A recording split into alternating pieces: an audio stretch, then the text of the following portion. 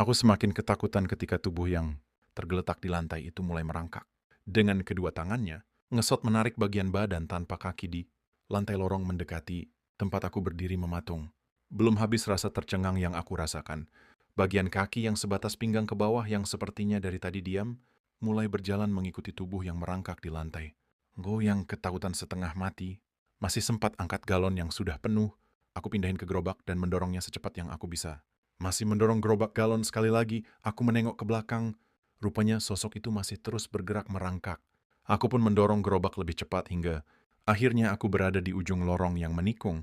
Dan saat itulah aku tidak melihat sosok itu lagi karena terhalang tembok. Masih tersengal, aku sampai juga di ruangan tempat aku bekerja. Kejadian itu akhirnya aku ceritakan sama karyawan lain. Menariknya adalah, karyawan-karyawan lain gak ada yang membantah ceritaku. Mereka percaya bahwa yang aku lihat mungkin nyata. Dan kejadian yang aku alami. Dalam beberapa bukan ke depannya ternyata berulang tapi bukan aku yang mengalaminya. Hingga karena di lingkungan pabrik mulai ramai dengan kabar itu, membuat pihak manajemen sepakat untuk mengadakan doa bersama. Mendoakan agar arwah almarhum tenang dan tidak ada gangguan di lingkungan pabrik. Setelah diadakan doa bersama, justru makin banyak kejadian di lokasi pabrik, dan kejadian yang berikutnya ini tidak kalah seram. Kejadiannya berselang lama dari kejadian yang aku alami. Dan di lokasi ini juga sudah jarang terdengar adanya hal seram yang terjadi, makanya menjadi tempat favorit untuk istirahat jika malam. Waktu itu aku punya teman satu lokasi yang sedang ada jeda waktu untuk istirahat.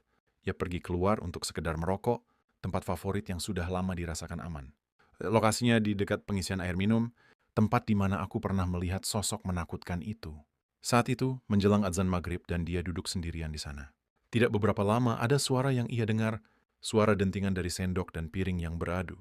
Temanku cuma mengira bahwa itu orang yang sedang makan, karena tempat nongkrong ini lebih dekat dari ruangan kantin. Tapi jarang ada orang yang makan di tempat ini. Karena sudah ada fasilitas lengkap di dalam kantin. Dilihat ke sana kemari, ketemulah orang yang sedang makan itu. Temanku menyapa beliau, dan beliau menyapa balik. Tidak beberapa lama, setelah selesai makan, orang itu mendatangi temanku dan ikut bergabung. Mereka pun terlibat obrolan santai sembari menikmati rokok berdua. Tidak ada hal aneh yang terjadi. Semua tampak wajar dan normal.